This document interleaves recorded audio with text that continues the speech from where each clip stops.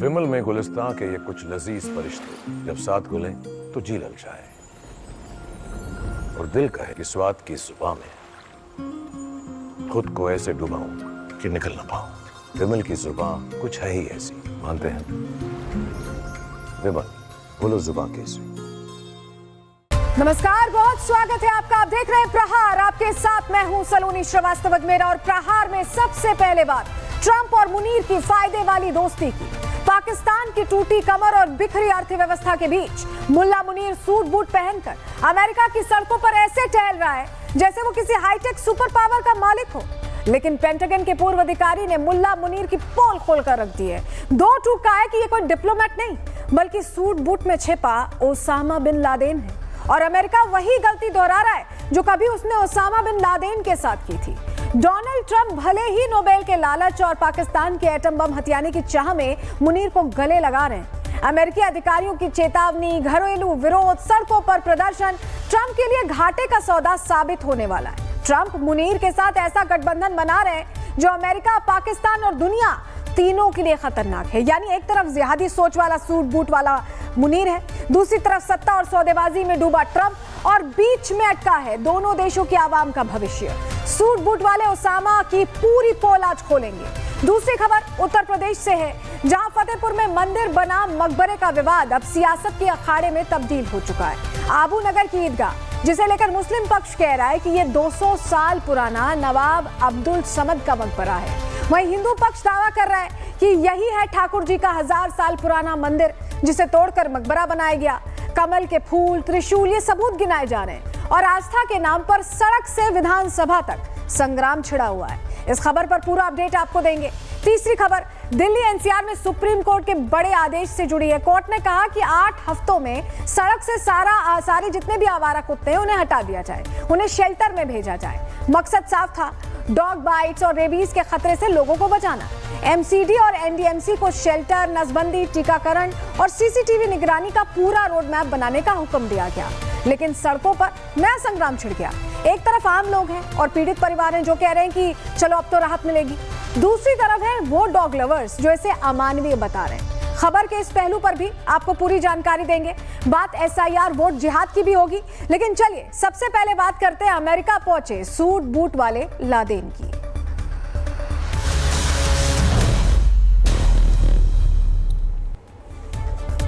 आज सबसे पहले आपको पाकिस्तान के फेल्ड फील्ड मार्शल और ट्रंप के उस संबंध के बारे में बताने जा रहे हैं जो कंगालिस्तान के सारे एटम बम बिकवाकर ही मानेंगे। ट्रंप एक उगाहीबाज नेता है, हम सभी जानते हैं। उन्हें सिर्फ और सिर्फ मुनाफा नजर आता है और इसी धुन में उनका ताजा शिकार है आसिम मुनीर। पाकिस्तान के इस कंगाल आर्मी चीफ को अपने यहाँ डिनर पर बुलाकर, डिनर कराकर ट्रंप इससे क्या क्या छीनने वाले हैं ये तो वक्त ही बताएगा। लेकिन सबसे पहले आपको ये तस्वीर देखनी चाहिए जहां कंगाल पाकिस्तान के कंगाल आसिम मुनीर सूट बूट में अमेरिका के अंदर घूम रहे हैं, वहां के अधिकारियों से मिल रहे हैं, फोटो अप करा रहे हैं। अब मुनीर को ट्रंप इतना मस्का क्यों लगा रहे हैं आप समझ सकते हैं, और अगर नहीं समझे हैं तो चलिए अब हम आपको डिटेल में बताते हैं। मुनीर की संगत में ट्रंप ने अपने देश का कुछ ऐसा हाल कर लिया, पहले वो भी देख लीजिए कि लोग सड़कों पर उतर आए।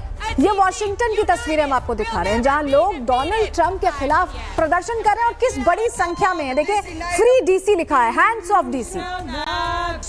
ये वॉशिंगटन डीसी की तस्वीर आप देख रहे हैं और इसमें कई जगहों पर ट्रंप मस्ट गो नाउ या free DC, DC statehood is a racial justice, freedom, इस तरह की चीजें लगी हुई हैं। अब ये क्यों हो रहा है ऐसा, ये इस पर हम डिटेल में आगे बात करेंगे, क्योंकि ये सब जो हो रहा है इसलिए हो रहा है क्योंकि अमेरिका में एक बार फिर से ओसामा बिन लादेन लौट आया। क्यों हम ऐसा कह रहे हैं समझिए। मुनीर की अमेरिका यात्रा पर लोगों ने तंज कसा है। अमेरिकियों ने कहा है कि ये तो सूट बूट वाला लादेन है। पेंटागन के पूर्व अधिकारी ये मुनीर पर बयान दे रहे हैं कि ये सूट बूट वाला ओसामा बिन लादेन है। माइकल रूबिन चेता रहे अपनी सरकार को, लेकिन डोनाल्ड ट्रंप को तो शायद मुनीर के एटम छीनने की ऐसी धुन सवार है कि वो अपने देश के अंदर सूट बूट वाले ओसामा को डिनर करवा रहे हैं। कैसे चेतावनी दे रहे हैं रूबिन, सुनिए पहले। Asim Munir is Osama bin Laden in a suit.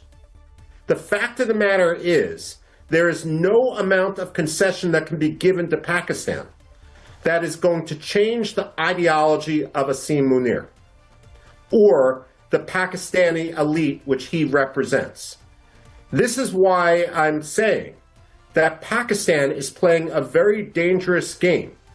And while it may sound radical, the fact that Pakistan is now threatening half the world with nuclear weapons, it's threatening to blow up Indian dams and so forth, is an indication that Pakistan has lost its right to be a legitimate state on the international stage. देखिए, एक तरफ America के बड़े officers Trump को समझा रहे हैं मुनीर का असली कैरेक्टर जिहादी है, लेकिन ट्रंप मुनीर से आखिर ऐसा क्या चाहते हैं कि वो कुछ भी समझने को तैयार नहीं है। इस रिपोर्ट के जरिए पूरी डिटेल आपको दे रहे हैं।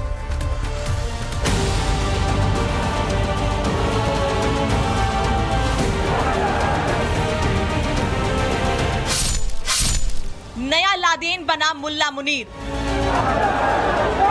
पाकिस्तान में खाने को आटा नहीं, लेकिन उसी मुल्क का मुनीर अमेरिका में सूट पहनकर ऐसे घूम रहा है जैसे हाई जीडीपी मुल्क का ब्रिगेडियर हो। लेकिन हकीकत क्या है वो पूरी दुनिया जानती है। अमेरिका में बिरयानी खाकर बकवास करने वाले मुनीर पर पेंटागन के एक पूर्व अधिकारी ने आश्चर्य में पूछा है कि मुनीर को अमेरिका में एंटर किसने होने दिया।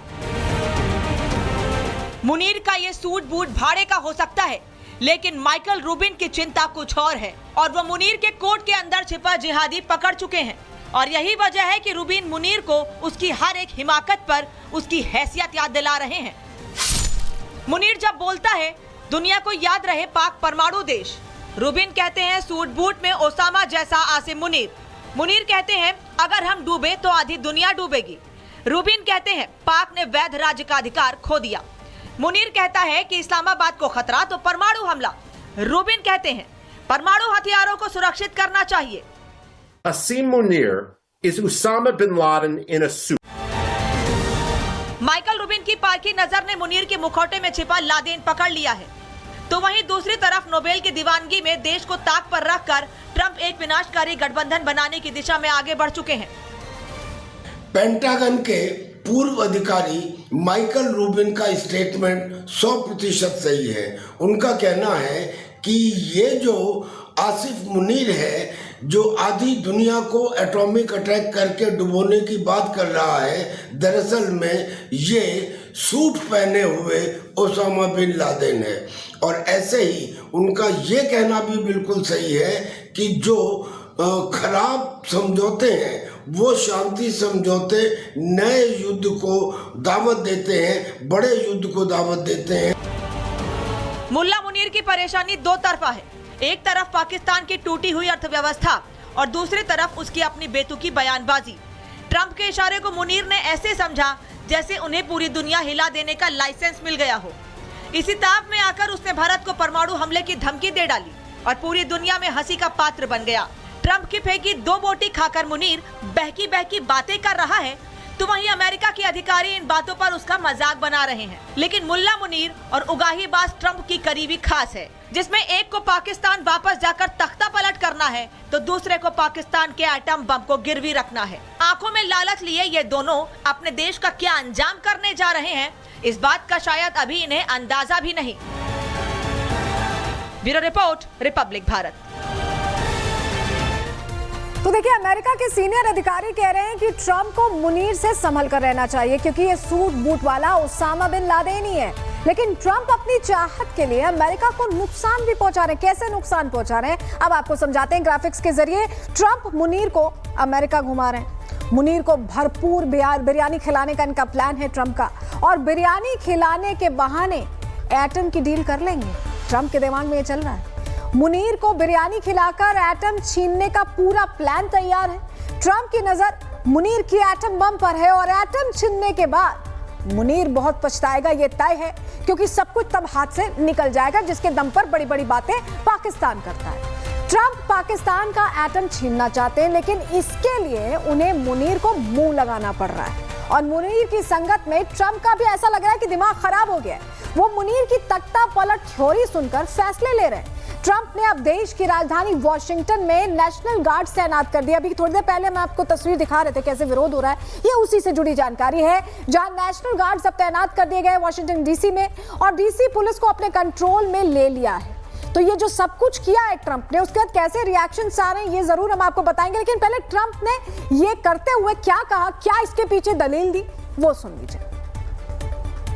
I'm announcing a historic action to rescue our nation's capital from crime, bloodshed, bedlam, and squalor, and worse. This is Liberation Day in D.C., and we're going to take our capital back. We're taking it back. Under the authorities vested in me as the President of the United States, I'm officially invoking Section 740 of the District. Trump के इस फैसले का America में जमकर विरोध हो रहा है। लोग सड़कों पर उतर आए हैं। उनका कहना है कि ट्रंप ने अमेरिकी लोगों का ये हाल कर दिया है कि वो सड़कों पर सोने को मजबूर हो गए। अमेरिका में बेघर लोगों की संख्या अब तेजी से बढ़ रही है। सुनिए जरा। We know that for every $100 increase in rent, homelessness goes up by 9%. Raise your hand if your rent has ever gone up by $100. That's why folks are living outside in D.C. Recently, Mayor Bowser and the D.C. Council just passed a budget that funds $0 to move folks off the streets and into housing. That is why there are homeless folks living outside in D.C. तो देखिए बेघर बढ़ गए हैं ये कहा जा रहा है और ये तस्वीर आप देखिए, बेघर लोग अब सड़कों पर उतरे हुए हैं। उन्होंने पोस्टर बैनर ले रखे हैं और ये सीधा सीधा विरोध ट्रंप के खिलाफ चल रहा है। देखिए फ्री डीसी लिखा हुआ है, Trump's lying about DC to distract you, इस तरह की बातें, यानी आपका ध्यान खींचने के लिए डीसी पर झूठ बोल रहे हैं, वॉशिंगटन डीसी पर झूठ बोल रहे हैं ट्रंप, ये कहा जा रहा है। Free DC, hands off DC, no truth, इस तरह की बातें ट्रंप के लिए कही जा रही हैं। जमकर विरोध प्रदर्शन हो रहा है। ये तस्वीर आप देख रहे हैं। तो देखिए एक तरफ तो विरोध हो रहा है उनके खिलाफ उन्हीं के देश में, तो वहीं दूसरी तरफ मुनीर ने ट्रंप को ऐसी पट्टी पढ़ाई कि वो एटम के लालच में मुनीर की चाल चल रहे हैं। अमेरिका ने पाकिस्तान के दक्षिण प्रांत में सक्रिय बलूचिस्तान लिबरेशन आर्मी, आपने कई खबरें देखी होंगी प्रहार में कि कैसे बीएलए अटैक करता है पाकिस्तान को और अपनी आजादी की लड़ाई लड़ रहा है, और इसी बीएलए को विदेशी आतंकी संगठन घोषित कर दिया अमेरिका ने। अमेरिकी विदेश विभाग की ओर से इसकी जानकारी दी गई है, वो रिपोर्ट हम आपको दिखा रहे हैं जो जानकारी साझा की गई है। और बीएलए को मजीद ब्रिगेड के नाम से भी जाना जाता है, जो पिछले कई दशकों से आजाद बलूचिस्तान की लड़ाई लड़ रहा है। वो तस्वीर हम आपको दिखाते रहे जहां पाकिस्तान से फाइट करता रहा है बीएलए। ऐसे में अमेरिका आज बलूच लोगों की आवाज को दबाना चाहता है और ऐसा उसने जरूर मुनीर के गिड़गिड़ाने पर ही किया होगा, ये तय है। लेकिन ट्रंप की बातों में कितना वजन है उसे आप इस ग्राफिक्स के जरिए समझिए, क्योंकि ये अलग अलग बातें अलग अलग लोग कह रहे हैं। सबसे पहले समझिए, ये अहमद हुसैन है जिनकी तस्वीर अभी हम आपको दिखा रहे हैं, जिन्हें एक वक्त पर अमेरिका ने ग्लोबल टेररिस्ट घोषित कर रखा था। एक दौर ऐसा था, इस पर अमेरिका ने इनाम भी रखा था। और उसके बाद क्या होता है, लेकिन जैसे ही अहमद हुसैन, यही शख्स जिसे टेररिस्ट घोषित कर रखा था, इनाम घोषित कर रखा था, वो जैसे ही सीरिया का कार्यवाहक राष्ट्रपति बनता है, डोनाल्ड ट्रंप अपने फायदे के लिए इससे मिलने पहुंच जाते हैं। मिलने की तस्वीर देख रहे हैं आप, और फायदा मिलता देखकर उन्होंने जो घोषित आतंकी था उसे भी गले लगाने की कदम उठा लिया, गले लगाने की कोशिश कर ली। तो अब आप समझ लीजिए कि इनके लिए सब कुछ फायदा है। जहां फायदा होगा जिसे ये आतंकी घोषित करें, वो उस बात से भी पीछे हट जाएंगे। और यही वजह है कि आज अपने फायदे के लिए वो बलूच लोगों को आतंकवादी बता रहे हैं। समय बदलेगा तो इसी मुनीर को मुल्ला मुनीर कह देंगे और इसे भी आतंकवादी बता देंगे। ट्रंप मुनाफे के लिए अपने देश के भी सगे नहीं हैं, तो मुनीर की क्या हैसियत है, मुनीर को भी समझना चाहिए और ट्रंप को भी समझना चाहिए कि सब लोग उन्हें बखूबी पहचान चुके हैं। मुनीर अमेरिका में अपनी बेइज्जती करवा रहे हैं, तो वहीं बिलावल पाकिस्तान में बैठकर ही अपनी खिल्ली उड़वा रहे हैं। उसी से जुड़ी खबर आपको बताने जा रहे हैं। बिलावल के अंदर अभी बहुत बचपना है, लेकिन बातें उनकी भी एटम बम वाली ही रहती हैं। मतलब बिलावल भी एटमी धमकी दे रहे हैं। आपको याद होगा जब युद्ध का दौर चल रहा था तो कह रहे थे कि पानी दो नहीं तो हम खून ले लेंगे, इस तरह के बयान दिए थे ना उन्होंने, ये वही बिलावल। हालांकि अब इनकी बातों पर गुस्सा नहीं आता, हंसी आती है, बार बार वैसी बातें। सुनिए। अगर जंग छेड़ा गया है तो हम शाह अब्दुल लतीफ पिठाई की धरती से मोदी सरकार को बताना चाहेंगे कि हम पीछे नहीं हटते, हम झुकते ही नहीं हैं। और अगर आप सिंधु की तरफ इस किस्म की हमला के बारे में सोचेंगे तो फिर पाकिस्तान के हर सूबे के अवाम आपका मुकाबला करने के लिए तैयार है। देखिए, अब मुकाबला करने की बात कर रहे हैं। एक दौर था कहते थे कि सिंधु से पानी नहीं आएगा तो खून बहेगा। भाई पानी तो बंद हो गया, इतना वक्त भी दिया, अभी तक तो कोई खून बहा नहीं पाए। अब ये नई बातें कर रहे हैं। तो एक तरफ बिलावल पानी और कश्मीर को लेकर बिलबिला रहे हैं, उनकी बिलबिलाहट दिखाई दे रही है, तो वहीं कश्मीर के लोगों ने ही बिलावल और मुनीर को सीधा जवाब दे दिया है। जहां एक विशाल तिरंगा यात्रा कश्मीर के डोडा से निकाली गई। ये तस्वीर आपको दिखा रहे हैं, एरियल एंगल से दिखा रहे हैं, टॉप एंगल से। आप देखिए, ये कश्मीरियों का संदेश है बिलावल।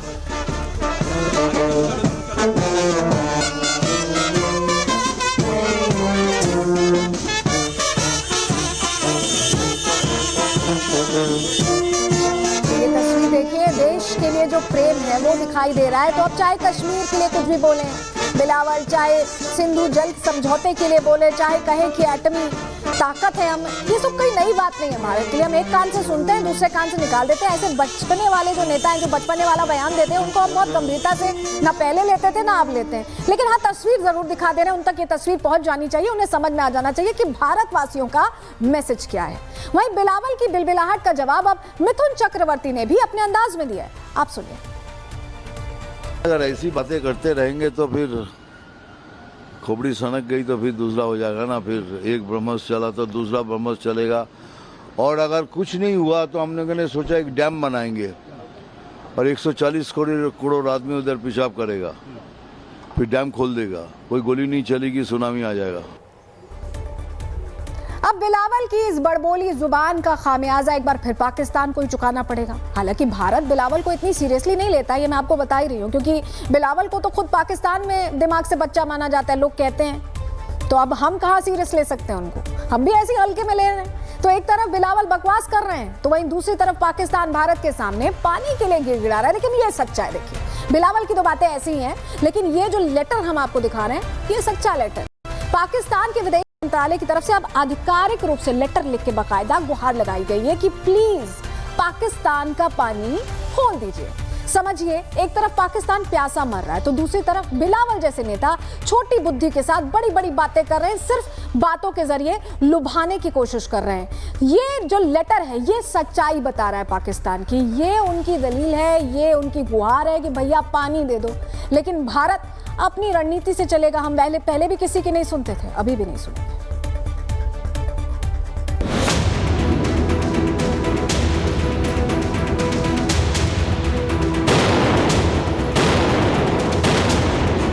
पाकिस्तान के फेल्ड फील्ड मार्शल की एटमी धमकी के बाद अब पाकिस्तान के पूर्व विदेश मंत्री बिलावल भुट्टो ने भारत को गीदड़ भभकी दी है। बिलावल ने सिंधु जल संधि को लेकर भारत को युद्ध की धमकी दी है। बिलावल ने कहा है कि अगर भारत सिंधु जल संधि को स्थगित करता है और बांध बनाने की तैयारी करता है तो युद्ध होगा। मुल्क के अवाम में इतना ताकत है कि जंग की सूरत हो तो जंग में भी हम इनका मुकाबला कर सकते हैं, और जो आपके 6 के 6 दरिया है वो वापस हासिल भी कर सकते हैं। ऑपरेशन सिंदूर की मार भूल चुके पाकिस्तान के पूर्व विदेश मंत्री ने सूखते गले से भारत को युद्ध की धमकी देते हुए पाकिस्तानी जनता से समर्थन की अपील की है और कहा है कि पाकिस्तान युद्ध लड़ने के लिए तैयार है। भारत ने जंग की बात की, लेकिन अगर जंग छेड़ा गया है तो हम शाह अब्दुल लतीफ पिठाई की धरती से मोदी सरकार को बताना चाहेंगे कि हम पीछे नहीं हटते, हम झुकते ही नहीं हैं। और अगर आप सिंधु की तरफ इस किस्म की हमला के बारे में सोचेंगे तो फिर पाकिस्तान के हर सूबे के अवाम आपका मुकाबला करने के लिए तैयार है, और ये ऐसे जंग है जो आप जरूर हारेंगे। बिलावल की ये गीदड़ भभकी पाकिस्तानी सेना के फील्ड मार्शल आसिम मुनीर की उस धमकी के बाद आई है जिसमें मुनीर ने सिंधु जल समझौता रद्द होने की बौखलाहट में एक बार फिर भारत को एटमी धमकी देते हुए कहा है, भारत की सिंधु जल संधि को निलंबित करने से करोड़ों लोगों को भूखमरी का खतरा हो सकता है। पाकिस्तान भारत की ओर से पुल बनाने का इंतजार करेगा और इसके बनते ही 10 मिसाइलों से इन पुलों को नष्ट कर दिया जाएगा। सिंधु नदी भारतीयों की पारिवारिक संपत्ति नहीं है और हमारे पास मिसाइलों की कमी नहीं है। एक परमाणु सशस्त्र राष्ट्र होने के नाते अगर हमें खतरा हुआ तो हम अकेले नहीं डूबेंगे, हम आधी दुनिया को अपने साथ ले जाएंगे। जाहिर है पाकिस्तान अपनी औकात भूल चुका है, वो ऑपरेशन सिंदूर भूल चुका है और इतिहास के पन्नों में दर्ज अपनी हर हार भूल चुका है। लेकिन उसे ये याद रखना होगा कि अगर भारत ने इस धमकी का जवाब दिया तो उसका हाल क्या होगा। Bureau report, Republic Bharat.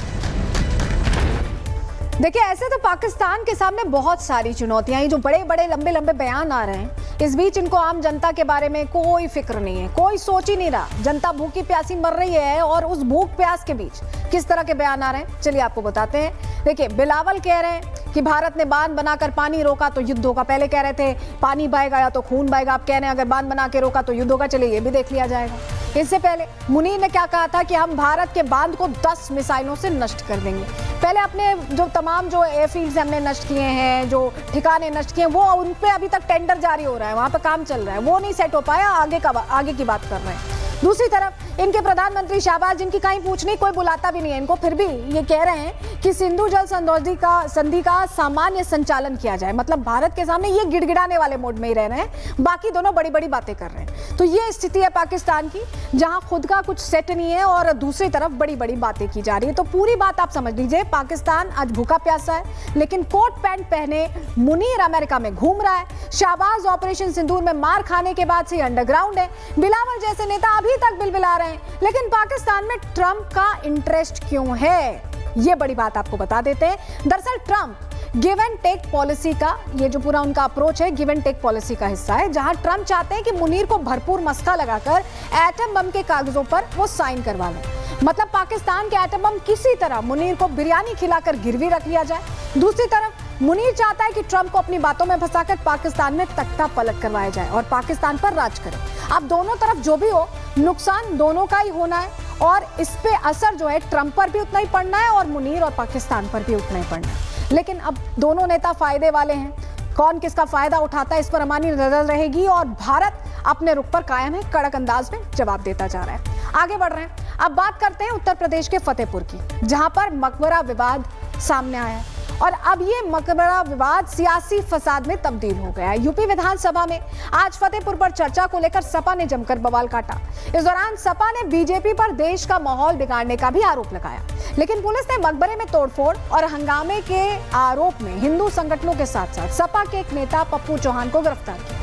हालांकि पुलिस के एक्शन के बाद सपा ने पप्पू चौहान को पार्टी से बर्खास्त कर दिया। लेकिन सवाल बहुत बड़ा यह है कि जहां भी हंगामा होता है, जहां भी हो हल्ला होता है, जब कनेक्शन खोजा जाता है तो घूम फिर के सुई सपा पर क्यों आ जाती है? वहां सपा नेता आखिर क्यों इन्वॉल्व मिलता है, ये बहुत बड़ा प्रश्न है।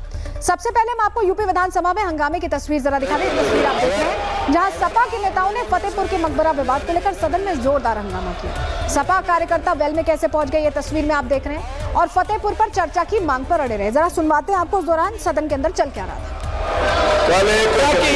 और वहाँ सफाई दर्ज हो गई, मुकदमे में उनका नाम नहीं है।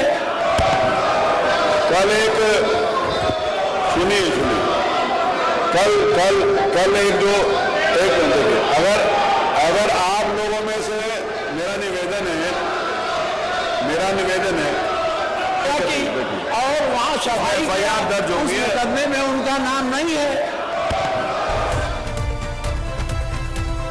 यूपी विधानसभा की नेता प्रतिपक्ष माता प्रसाद पांडे ने सरकार पर कई गंभीर आरोप लगाए। माता प्रसाद ने कहा कि फतेहपुर में सांप्रदायिक सौहार्द बिगाड़ने की कोशिश की जा रही है। उन्होंने कार्यस्थगन प्रस्ताव के तहत फतेहपुर के मुद्दे पर चर्चा की मांग भी की। उन्हें सुनिए।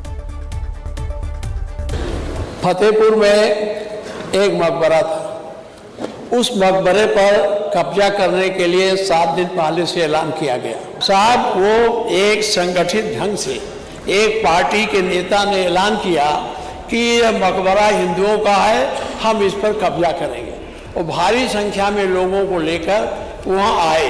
ये सही है कि पुलिस ने उसकी बैरिकेडिंग की, लेकिन बैरिकेडिंग के बाद जितनी पुलिस की आवश्यकता थी वहाँ रोकने के लिए वो नहीं था।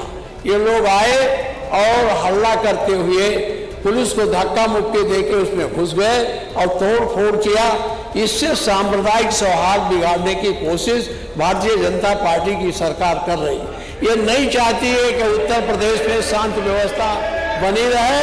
ये केवल यही नहीं, मेरे यहाँ एक 2.0 हेक्टेयर में छोटा सा मजार था और आपके नेता ने जबरदस्ती उसको उजड़वा दिया।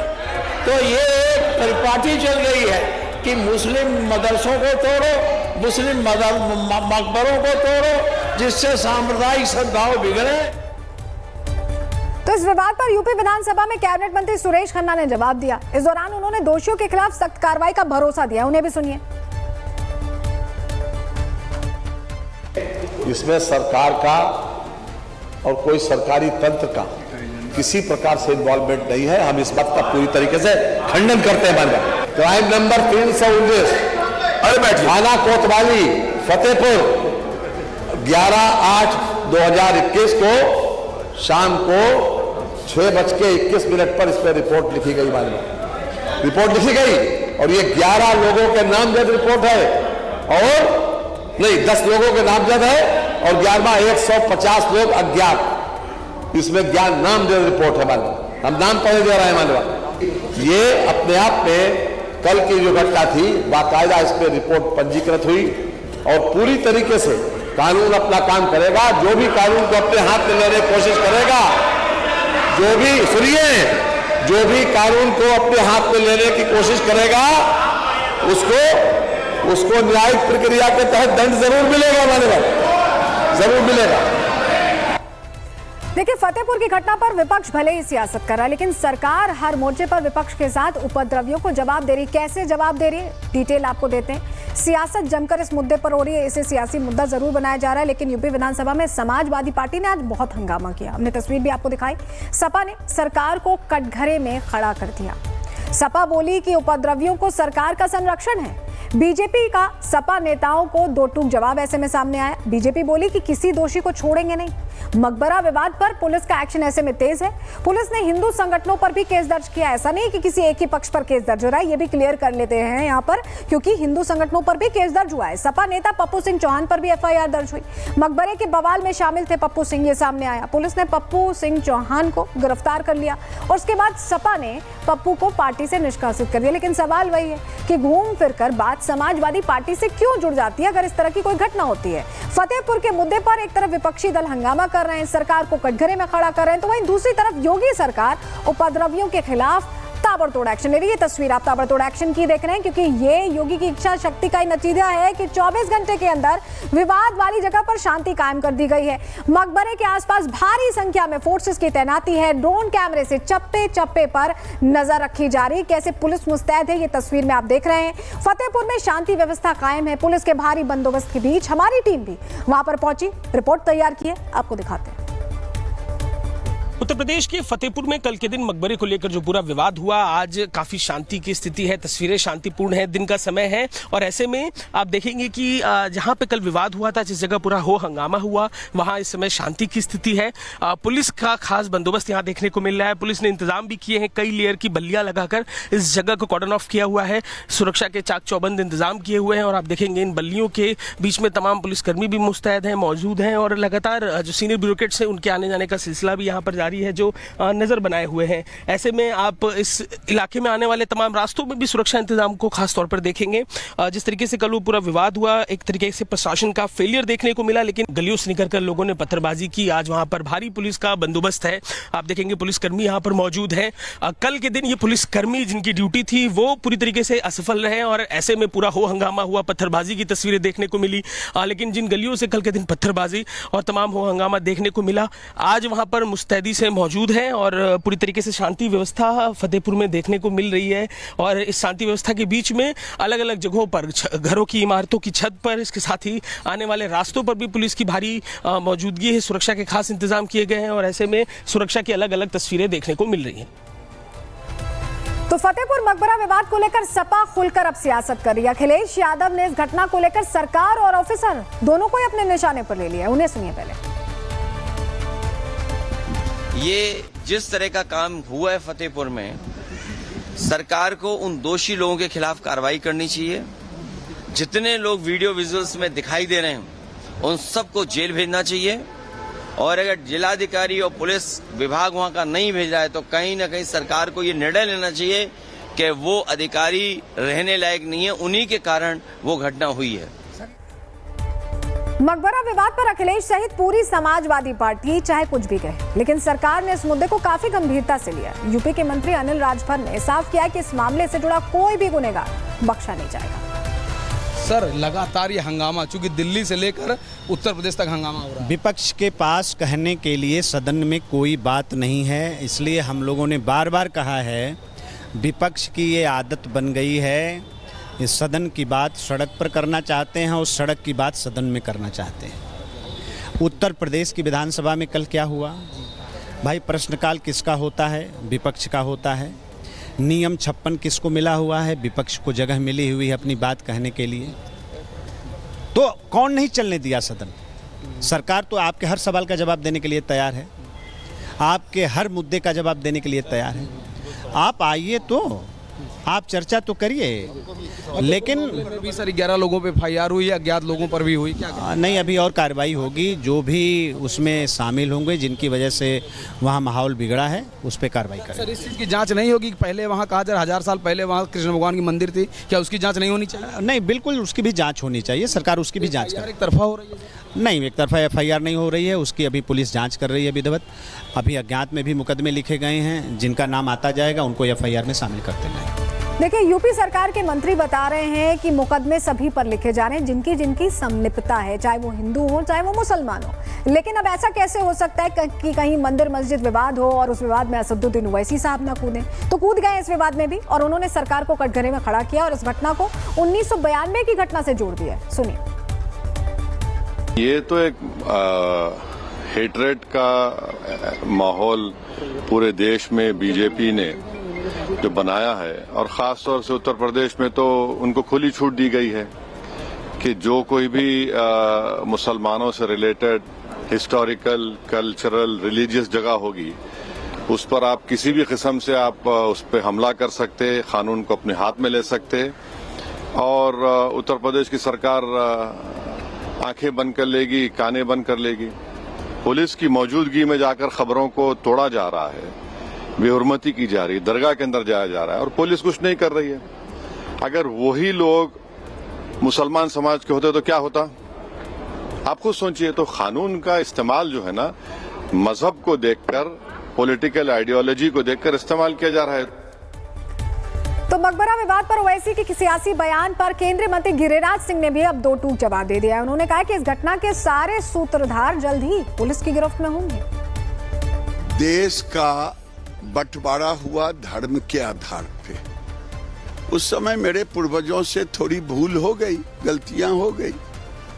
आज पाकिस्तान में हिंदू नहीं बचे, बांग्लादेश से मार के भगाए जा रहे हैं, जो पाकिस्तान का पार्ट था। आज हम ये रोना नहीं रोते। अगर सारे हिंदू पाकिस्तान और बांग्लादेश से आ जाते भारत में और यहाँ से मुसलमान चले जाते, तो ओवैसी जैसे जुबान नहीं खुलते। लेकिन फतेहपुर में कानून अपना काम कर रहा है। तो कानून अपना काम कर रहा है, लेकिन सियासत भी अपना काम कर रही है। मायावती ने भी सोशल मीडिया पर पोस्ट कर दिया। कम एक्टिव रहती हैं, लेकिन इस तरह की घटना पर उनका भी पोस्ट आ गया है। मायावती ने सरकार से इस मामले में सख्त कार्रवाई की मांग की है। चलिए, कम से कम सख्त कार्रवाई की ही मांग की है। पोस्ट आपको ये दिखा रहे हैं उनका, ये ट्वीट उनका सामने आया है। वो कह रहे हैं कि तनाव पैदा हो गया है, आपसी भाईचारे और सद्भाव में भी यहाँ दिक्कत आई है, तो इस पूरे मामले में सख्त कदम उठाए जाएं, जो कि सरकार उठा रही है। फतेहपुर विवाद पर बीजेपी विधायक राजेश्वर सिंह ने साफ किया कि योगी राज में किसी भी तरह का उपद्रव बर्दाश्त नहीं किया जाएगा। यूपी में कानून व्यवस्था कायम है। उन्हें भी सुनो। फतेहपुर में जो मामला इस समय उभर कर आया है, वहाँ पर एफआईआर हुई है, 11 लोग नामजद हैं, सैकड़ों लोग अज्ञात हैं। जिस तरह से एफआईआर हुई, क्या इसकी जांच नहीं होनी चाहिए? वहाँ पर पहले क्या था, मंदिर थी या मस्जिद, क्या इसकी जांच नहीं? लेकिन एक तरफा एफआईआर हुई है। नहीं, कार्रवाई होगी। योगी जी के राज में कठोर कार्रवाई होगी और पूरी जांच होगी। योगी जी के यहाँ जीरो टॉलरेंस की पॉलिसी है। वहीं मकबरे विवाद पर कांग्रेस ने भी सियासी रोटियां सेकनी शुरू कर दी है। कोशिश यही की गई। कांग्रेस सांसद इमरान मसूद ने इस विवाद को लेकर बीजेपी सरकार पर बड़ा हमला बोला। ये एक इनका एजेंडा है, इसी एजेंडे पे ये काम कर रहे हैं। अगर सामने कोई दूसरा होगा तो गोलियां चलेंगी, लेकिन अगर सामने इनकी विचारधारा के लोग होंगे, ये करेंगे तो समझा बुझा के शांत करेंगे। ये चल रहा है देश के अंदर, ये चल रहा है देश के अंदर। तो आप धर्म स्थल के अंदर जाके तोड़फोड़ कर रहे हैं और पुलिस हाथ जोड़ करके निकाल रही है। क्या तमाशा बना रहा है देश के अंदर, ये कहाँ लेकर जाएंगे ये इन नफरतों को? ये जो बो रहे हैं ना, इस काटना भारी हो जाएगा।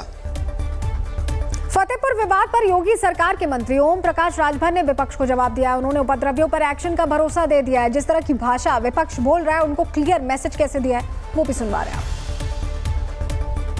फतेहपुर मामले पर क्या कहें? देखिए, कानून किसी को अपने हाथ में लेने की इजाज़त नहीं है। कोई भी कानून अपने हाथ में लेगा, कितना भी बड़ा पहलवान हो, कानून के खिलाफ कार्रवाई करेगा। तो देखिए, योगी सरकार का मैसेज तो क्लियर है कि कोई भी हो, हिंदू हो, मुसलमान हो, उसने कहीं अराजकता फैलाने की कोशिश की, कानून हाथ में लिया तो कार्रवाई सब पर होगी।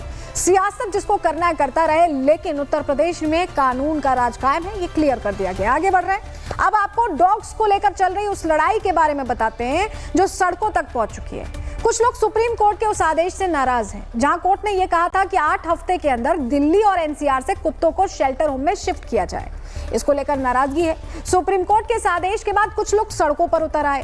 ये खुद को डॉग लवर्स बुलाते हैं और इन्हें लोगों की जान से ज्यादा कुत्तों की जान प्यारी है। इनका कहना है कि कोर्ट का फैसला गलत है क्योंकि इससे कुत्तों की जान को खतरा हो सकता है और उनके साथ बुरा व्यवहार भी किया जा सकता है। हालांकि दिल्ली की मुख्यमंत्री रेखा गुप्ता ने इस फैसले का स्वागत किया। उनका कहना है कि दिल्ली की जनता कुत्तों के आतंक से परेशान थी, अब उन्हें राहत मिल सकती है। ये बात सच है, दिल्ली की जनता वर्षों से इस विषय पे परेशान है और सरकार, पिछली सरकारों ने जो किया और नगर निगम में जिस तरीके से काम चल रहा था, हम उन सब के ऊपर लगातार हमारी सरकार बनने के बाद से इन विषयों पे चर्चा करते हुए इसके समाधानों पे वर्कआउट कर ही रहे थे। इसमें माननीय कोर्ट ने जो आदेश दिया है वो भी हमारे लिए बहुत महत्वपूर्ण है। हमारा एक ही ध्येय है, दिल्ली की जनता को राहत देना। तो रेखा गुप्ता तो स्वागत कर रही हैं, लेकिन बीजेपी नेता और animal activist Maneka Gandhi Supreme Court के इस फैसले से खासा नाराज है। क्या कह रही, सुनवाते हैं। 3 लाख कुत्ते उठा लें और उनको पाउंड में डाल दें। चलिए, कर लिया आपने। 15,000 करोड़ रुपए खर्चा किया आपने। 5 करोड़ रुपए हफ्ते में ना गरीबों को खिलाने के बजाय आपने कुत्तों को खिला दिया। आपने 1.5 लाख लोगों को नौकरी पर दे दी और तनख्वाह हम लोग चुकाएंगे। तो ये सब करने के बाद 48 घंटे के अंदर अंदर वो 3 लाख कुत्ते बाहर से आएंगे और दिल्ली भर जाएगी। बिकॉज जहां खाना है वहां जानवर है, वहां इंसान है, वहां चींटी है। अब जहां भी हल्का फुल्का विरोध हो वहां राहुल गांधी का होना तो तय है। ऐसे में राहुल गांधी ने भी इस मुद्दे को लेकर एक पोस्ट कर दिया जिसमें उन्होंने लिखा है कि दिल्ली एनसीआर से सभी आवारा कुत्तों को हटाने का सुप्रीम कोर्ट का निर्देश दशकों से चली आ रही मानवीय और विज्ञान समर्थित नीति से एक कदम पीछे है। ये बेजुबान कोई समस्या नहीं है जिन्हें मिटाया जा सके। लंबा चौड़ा अंग्रेजी में पोस्ट है जिसका अनुवाद आपको हिंदी में हम बता रहे हैं। अब राहुल गांधी से एक सवाल तो ये भी पूछा जा सकता है कि क्या राहुल गांधी को रेबीज से होने वाली मौतों के आंकड़े नहीं पता है? क्या राहुल को डॉग बाइट के खौफनाक वीडियोस नहीं दिखाई देते जो अमूमन वायरल होते रहते हैं? हमने आपने सभी ने देखे। क्या राहुल उस खतरे से अनजान है जहां लोग कुत्तों की वजह से दहशत में हैं? तो एक तरफ कुत्तों के नाम पर सियासी तलवारें खिंच रही हैं, तो वहीं दूसरी तरफ इस विवाद में डॉग लवर्स भी कूद गए। क्या कह रहे हैं उन्हें भी सुनिए। बेसिकली एक तो ये शेल्टर होम्स नहीं होते, ये पॉन्ड होते हैं जहाँ पे आप सिर्फ उनको डंप कर देंगे। और सेकेंडली आप 8 वीक्स के अंदर मिनिमम 10,000 डॉग्स के लिए 5 एकड़ की ज़मीन रिक्वायर्ड होती है। तो दिल्ली एनसीआर के पास आप कहाँ पे इतनी ज़मीन ढूंढ लेंगे जहाँ आप 3 लाख से ज़्यादा डॉग्स इकट्ठे वहाँ पे ट्रांसपोर्ट कर दें?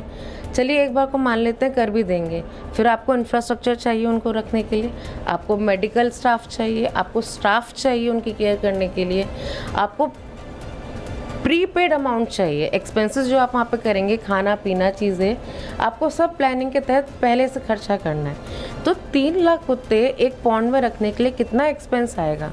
एक डॉग का 1 महीने का खर्चा होता है 5,000 रुपये। 3 लाख का कितना खर्चा आएगा? आई डोंट नो गवर्नमेंट कैसे करेगी। मैं ऑनरेबल सुप्रीम कोर्ट का बहुत धन्यवाद करती हूँ कि इतनी बड़ी गंभीर समस्या को ऑनरेबल कोर्ट ने टेकअप किया है और दिल्ली गवर्नमेंट को इसके ऊपर जल्द से काम करने के लिए इंस्ट्रक्शन दिया है और इसमें उनके मुझे इस बात की भी खुशी है कि दिल्ली सरकार ने कल शाम को ही एक जॉइंट मीटिंग बुलाकर इसके ऊपर अपने सुझाव लेने, रखने और रिपोर्ट बनाने का काम भी शुरू कर दिया। देखिए, कुत्तों को इंसानी बस्तियों से दूर किसी शेल्टर होम में रखने का फैसला कुछ लोगों को चुभ जरूर सकता है, लेकिन हमें उम्मीद है कि ये आंकड़े जो अब हम बताने जा रहे हैं उन्हें सोच में डाल सकते हैं। आंकड़े आपके सामने रख रहे हैं। 2024 में देश भर के अंदर 37 lakh plus dog bytes case हैं। 15 साल से कम के 5.19 लाख बच्चों को डॉग बाइट का केस सामने आए। सालाना कितने आते हैं? 37 लाख प्लस लोग डॉग बाइट के शिकार होते हैं। 37 लाख, और ये सोचिए कितना बड़ा आंकड़ा है। 2024 में कुत्तों के काटने से 54 लोगों की मौत हो गई। दिल्ली में रेबीज से 54 संदिग्ध मौतें हुई हैं और दिल्ली में हर दिन औसतन 2000 डॉग बाइट केसेस सामने आते हैं। हर दिन का आंकड़ा है। वैश्विक रेबीज से होने वाली मौतों की बात करें, ग्लोबली बात करें तो 36%, उसमें सोचिए अगर 100% है तो उसमें 36% भारत में मौतें हो रही हैं रेबीज से। रेबीज 100% घातक है। समय पर रेबीज का टीका ना लगाया गया तो इसके मौत तय होती है। बहुत सारे वीडियोस अभी पिछले कुछ दिनों में वायरल भी हुए। एक खिलाड़ी का भी वायरल हुआ था जो आपने देखा होगा। अगर आपको ये आंकड़े भी नहीं समझ में आ रहे हैं तो अब बड़ी जानकारी, बड़ी खबर इसी वक्त की आपको बता दे रहे हैं। बेंगलुरु में आवारा कुत्ते ने 2 छात्रों को काटा। अस्पताल में भर्ती कराए गए दोनों छात्र अंबेडकर इकोनॉमिक्स यूनिवर्सिटी के ये छात्र हैं और यहाँ पर जो स्ट्रे डॉग्स थे उन्होंने काट लिया। ये तस्वीर आप देख रहे हैं, 2 छात्र हैं जिन्हें भर्ती कराना पड़ा है। तो ये एक मामला अभी हमने बेंगलोर का आपको बता दिया। ऐसी बहुत सारी खबरें हैं जो रिपोर्ट नहीं भी होती है, लेकिन जब हम कह रहे हैं कि सिर्फ दिल्ली एनसीआर में आंकड़ा 2000 है डॉग बाइट्स का एक दिन का, तो आप सोचिए पूरे देश में कितना होगा। और ऐसे में ये जो फैसला आया है शायद इसको और बड़े पर्सपेक्टिव में सोचने की जरूरत है। आगे बढ़ रहे हैं, अगली खबर की अब बात करते हैं। वोट चोरी और एसआईआर के मुद्दे पर विवाद बढ़ता ही जा रहा है। विपक्षी दलों ने कल चुनाव आयोग के दफ्तर तक मार्च निकाला। ईसी पर, इलेक्शन कमीशन पर बीजेपी से मिली भगत का आरोप लगाया। तो अब महाराष्ट्र के मंत्री नितेश राणे ने विपक्ष पर वोट जिहाद का आरोप लगाया। राणे ने विपक्ष को याद दिलाया कि जब महाराष्ट्र चुनाव में वोट जिहाद की अपील होती थी, मुस्लिम धर्म गुरु मौलाना वोटिंग को लेकर फतवे जारी करते थे, क्या तब विपक्ष ने कभी इसका विरोध किया है? ये सवाल पूछा है। महाराष्ट्र के मंत्री नितेश राणे ने विपक्षी सांसदों को वोट जिहाद की वजह से जीतने का आरोप लगाया। राणे ने कहा कि विपक्ष को वोट जिहाद की अपील पर भी अपना मुंह खोलना चाहिए। सुनिए। यही प्रोटेस्ट जब भी लोकसभा के बाद इनको वोट जिहाद के माध्यम से जब भी इनके सांसद चुन के आए, जब भी सारे के सारे उनके जो मतदार संघ थे, कॉन्स्टिट्यूंसी थे, एमपी कॉन्स्टिट्यूंसी थे, उसमें सिर्फ एक ही कॉन्स्टिट्यूंसी में जहां इनके पास ज़्यादा वोट इनको गिरे, फिर वो उस वोट जिहाद के बारे में इनको भी अपना मुंह खोलना चाहिए ना, कि किस तरीके से लोकसभा के बाद उसमें एक ही कॉन्स्टिट्यूंसी में इनको 100% वोट गिरता है। इनको वोट कराने के लिए फतवे निकाले जाते हैं।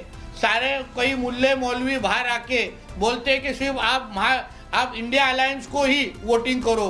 तो इस वोट जिहाद के बारे में भी ये लोग कभी आंदोलन करेंगे। नीतीश राणे के विवाद, जो वोट जिहाद वाले बयान से, उस पर सपा के सांसद राजीव राय को मिर्ची लग गई इस बयान से। राजीव राय ने नीतीश राणे को नफरती चिंटू कहते हुए उनके खिलाफ एक्शन की मांग करती है। आगे कि ऐसे नफरती चिंटू जिनकी वाणी पर, संस्कार पर कोई वो नहीं है, जिस चीज का शपथ लिए उसके प्रति कोई इज्जत नहीं है, मंत्री बन गए हैं, इनको कोई नोटिस नहीं लेता। मुंह खोलने के लिए प्रधानमंत्री से बोलो, एसआईआर पर मुंह खोलो। इधर ओम प्रकाश राजभर में भी नितेश राणे और राहुल गांधी दोनों ही कोई जवाब दे दिया, उन्हें भी सुनिए। देखिए, संविधान में कोई ऐसी व्यवस्था नहीं है किसी जाति धर्म के लोग किसी पार्टी को वोट दें। कोई व्यवस्था बाबा साहब डॉक्टर अम्बेडकर ने नहीं दी है। अगर कोई ये कह रहा है तो गलत कह रहा है। नहीं, वही कह रहा हूँ सर, जो इंडिया गठबंधन नेता हैं, बड़े बड़े मौलाना फतवा जारी करते हैं, कहते हैं मुसलमान लोग इन्हीं को वोट करें, तो क्या ये संविधान में जगह है? देखिए, कल तक शिक्षा नहीं थी, अब देश और प्रदेश में शिक्षा काफ़ी बढ़ी है, तो अब किसी के फतवे को कोई मानने को तैयार नहीं है। अब वो अब्दुल्ला बुखारी का फतवा ख़त्म, अब कई फतवाधारी हो गए हैं। आपने देखा होगा एक पैटर्न, 2014 से हम कभी देखते हैं वीवीपैट पर सवाल, कभी वोट को लेकर सवाल, कभी ईवीएम को लेकर सवाल। अब कहीं रिवीजन हो रहा है तो उसको बिहार में लेकर सवाल, महाराष्ट्र में नहीं हो रहा तो उसको लेकर सवाल। विपक्ष आखिर चाहता क्या है, ये कोई समझ नहीं पा रहा। रिपोर्ट देखिए।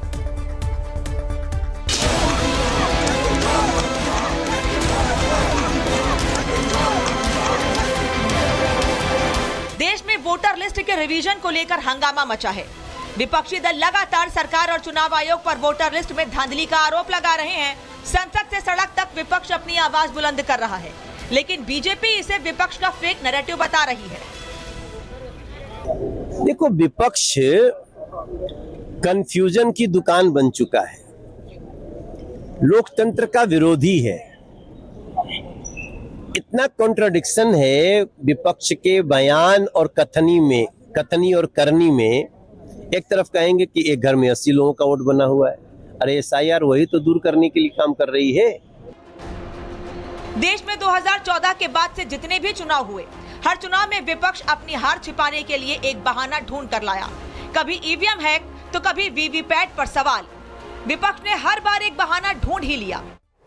और अभी चुनावों से पहले ही बहाने खोजे जा रहे हैं, उसे जनता के सामने परोसा जा रहा है। सेल्फ एनालिसिस की लगता है कि विपक्ष के पास कोई जगह नहीं, कि जनता उन्हें अप्रूव ही नहीं कर रही, ये भी सोचा जा सकता है, लेकिन वो पहले एक बहाना तैयार रखते हैं। इसी के साथ आज के लिए प्रहार में इतना ही। कल फिर हाजिर होंगे डिटेल रिपोर्ट के साथ, तब तक के लिए दीजिए इजाजत। नमस्कार। विमल में गुलिस्तां की ये कुछ लजीज फरिश्ते, जब साथ घुले तो जी ललचाए और दिल कहे कि स्वाद की इस जुबान में खुद को ऐसा डुबाऊं कि निकल ना पाऊं।